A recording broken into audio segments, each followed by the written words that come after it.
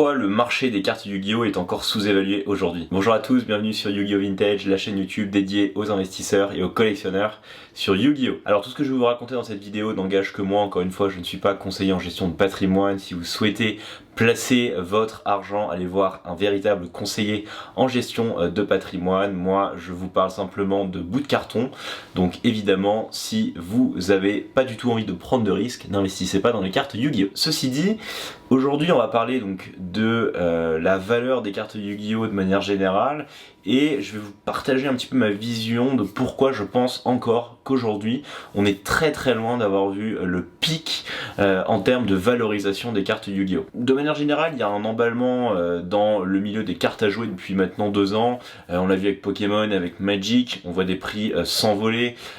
Plusieurs cartes ont passé les 100 000 $ du côté de Pokémon ou Magic, même 1 million de $ pour certains exemplaires très rares. Et surtout, il y a de plus en plus d'engouement autour de prix des cartes délirants. On voit beaucoup d'articles de presse, même des émissions qu'on peut retrouver sur les plus grandes chaînes de télé qui parlent de l'engouement sur Pokémon et Magic. Et c'est vrai qu'à côté, on a Yu-Gi-Oh!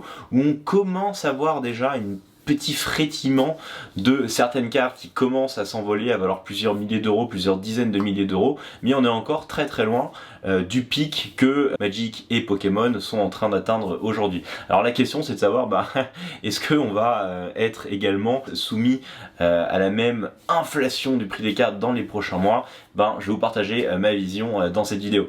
Alors, il y a plusieurs choses déjà qu'il faut comprendre, c'est qu'est-ce qui détermine la valeur intrinsèque d'une carte à jouer, que ce soit Pokémon, Yu-Gi-Oh!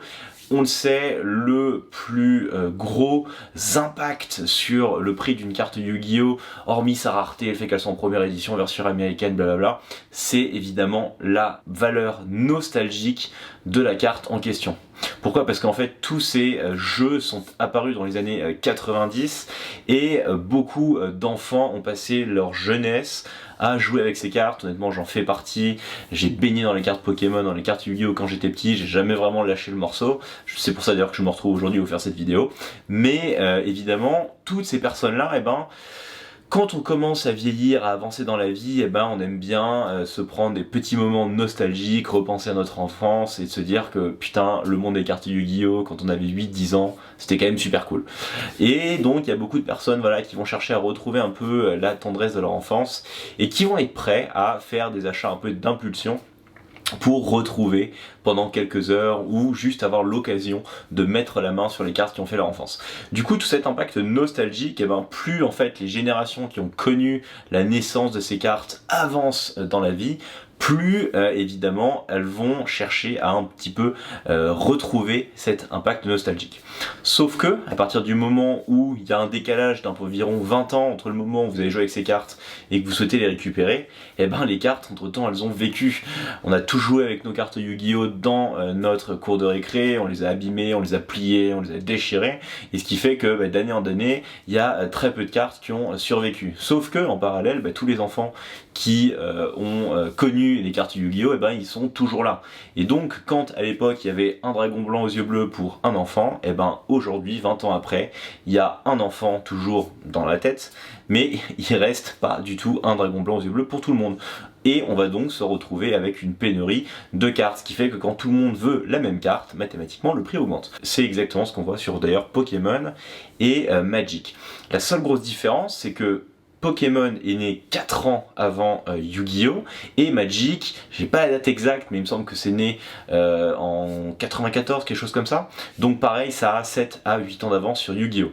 Ce qui fait qu'en fait, ils ont déjà une phase de maturité qui a commencé à exploser, puisque les enfants de l'époque qui jouaient avec ces cartes sont aujourd'hui des adultes accomplis. Et dans cette histoire, il y a une question de pouvoir d'achat, c'est-à-dire que quand en 95 vous aviez 7 ou 8 ans et que vous commenciez à découvrir Pokémon ou Magic, aujourd'hui vous approchez la quarantaine, vous avez une carrière professionnelle qui est généralement bien développée, ou alors vous êtes entrepreneur, vous avez bien réussi votre vie et votre pouvoir d'achat est beaucoup plus élevé que ce que vous aviez quand vous aviez 8 à 10 ans. Et ce qui fait que quand les pouvoirs d'achat s'affrontent dans un marché où il y a une pénurie d'offres, automatiquement les prix explosent. La grande différence avec Yu-Gi-Oh! C'est que ça n'a que 20 ans finalement, et tous les enfants de 7 à 8 ans n'ont que encore aujourd'hui 26 à 28 ans. Et donc, Ben, en fait, la majorité des enfants de Yu-Gi-Oh! Sont pas encore arrivés à leur potentiel maximal en termes de pouvoir d'achat, qui aura lieu, je pense, encore dans 5 à 10 ans, quand toutes ces personnes-là seront entre 35 et 40 ans, qu'elles seront au sommet de leur carrière professionnelle, et que c'est à ce moment-là qu'elles auront le maximum de pouvoir d'achat pour s'amuser à réinvestir dans les cartes Yu-Gi-Oh! Et juste retrouver les plaisirs de leur enfance. Donc ce qui fait que, d'un point de vue strictement en fait démographique, et cycle de vie, de manière générale, on n'est pas encore arrivé au pic d'explosion sur Yu-Gi-Oh!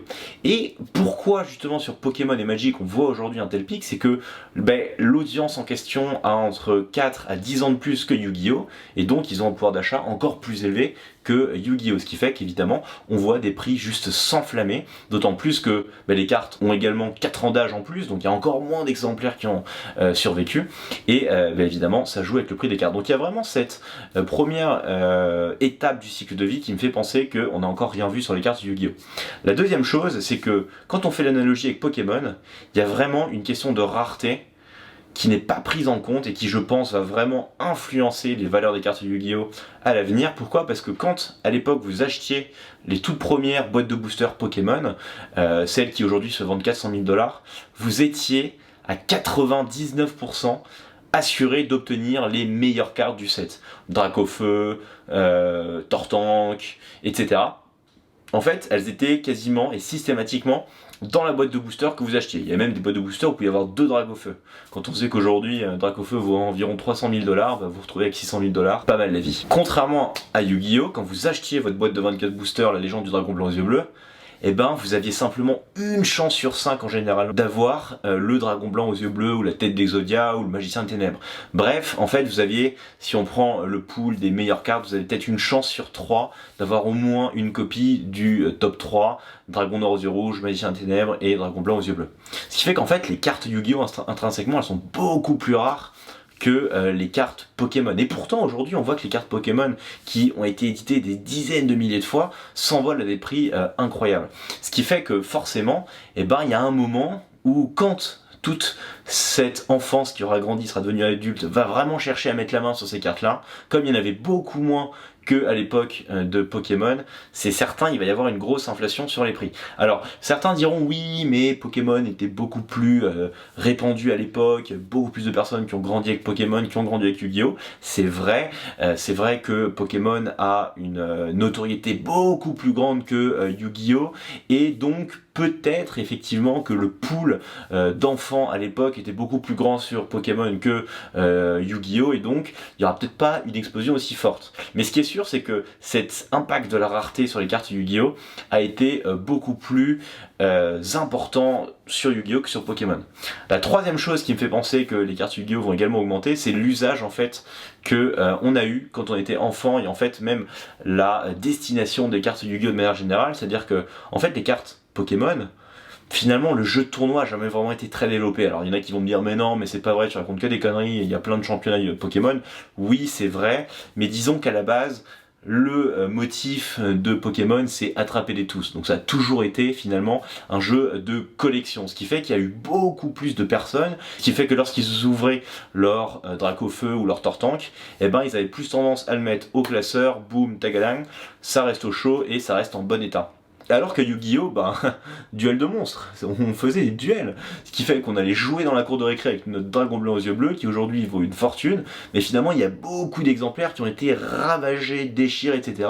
Et il y en a très peu qui ont eu à l'époque l'intelligence de garder leur dragon blanc aux yeux bleus et qui aujourd'hui le font grader, obtiennent un PSA 10 et repartent avec un merveilleux chèque de 40 000 €. Bref, tout ça pour dire qu'encore une fois, il y a beaucoup moins de cartes à forte valeur nostalgique qui ont survécu à l'épreuve du temps sur Yu-Gi-Oh! Que sur Pokémon. Donc évidemment à partir du moment où les enfants de l'époque vont vraiment avoir le maximum en termes de pouvoir d'achat, les prix vont augmenter. Quatrième raison qui me fait penser encore une fois que le marché des cartes Yu-Gi-Oh! Va augmenter. Alors Ça c'est plus d'ordre macroéconomique, mais de manière générale aujourd'hui il y a énormément de cash qui est investi dans l'économie avec les politiques expansionnistes des banques centrales, soit la Fed, la Banque européenne, etc.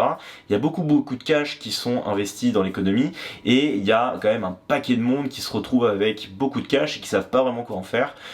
Donc on voit déjà des inflations sur le prix des actions, le prix du marché immobilier. Alors vous allez me dire mais tu me parles de cartes Yu-Gi-Oh, tu vas comparer ça à des actions en bourse et à de l'immobilier? Oui.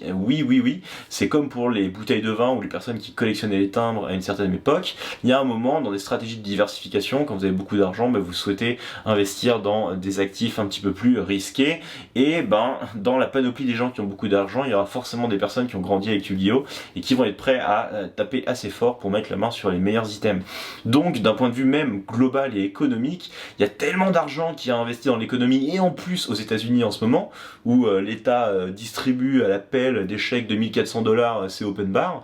Comme on sait que les cartes américaines sont celles qui valent le plus cher, et automatiquement ça devrait continuer à faire flamber les cartes Yu-Gi-Oh! Aussi, on est dans une période de sortie de Covid, donc les gens vont clairement avoir envie de dépenser tout ce qu'ils n'ont pas pu dépenser depuis maintenant plus d'un an, et ça devrait participer en tout cas à court et moyen terme à l'expansion et à l'inflation assez dingue qu'on voit sur les cartes à jouer Pokémon, Yu-Gi-Oh! Et Magic. Est-ce que ça va durer dans le temps? Évidemment ça on ne pourra pas le dire, il y a peut-être un moment où effectivement les enfants que nous étions seront vraiment passés à autre chose et ça sera la longue courbe de décroissance. C'est sûr qu'à très long terme, les cartes Yu-Gi-Oh! Ne vaudront plus rien, parce qu'à partir du moment où notre génération sera morte, il y aura une autre génération qui aura pris le pain mais qui n'aura pas connu les cartes Yu-Gi-Oh!